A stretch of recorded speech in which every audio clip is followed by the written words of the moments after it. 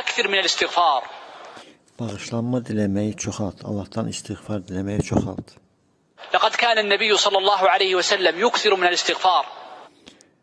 Peygamber sallallahu aleyhi ve sellem istiğfarı çok eləyərdi. Allah'tan bağışlanma diləyərdi çox.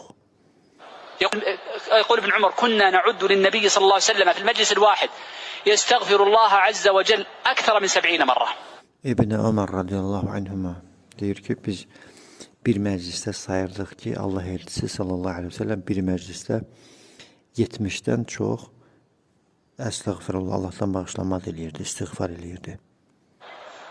ولذلك جاء عن أبي بكر الصديق عن أبي هريرة رضي الله عنه لما نقل ذلك عن النبي صلى الله عليه وسلم قال فإني لأستغفر الله في اليوم أكثر من 1000 مرة. Ona görə Əbu Hureyra radiyallahu anhu bu hədisi rəvayət edəndən sonra ki Peyğəmbər sallallahu aleyhi ve sellem çoxlu istiğfar edirdi. Bir məclisdə 70 istiğfar. Deyir mən deyir gün ərzində 1000'dən çox istiğfar eləyirəm. Əbu Hureyra radiyallahu anhu deyir ki mən gün ərzində 1000'dən çox Allah'tan bağışlanma diləyirəm. فكلما عظم ذنب المرء احتاج للاستغفار أكثر. Deməli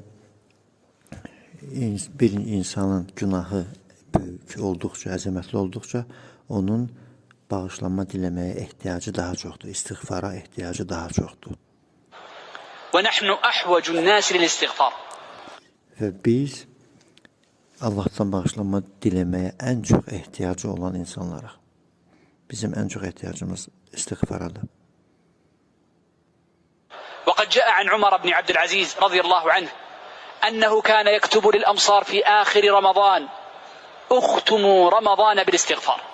Ömer ibn Abdülaziz Ramazanın son günlərində elçilər göndərərdi ölkənin diyarlarına ki cemaat arasında yaysınlar ki Ramazanı istiğfarla bitirin. Yəni Ramazanın sonunda istiğfarı, Allah'tan bağışlanma diləməyi çoxaldın, artırın.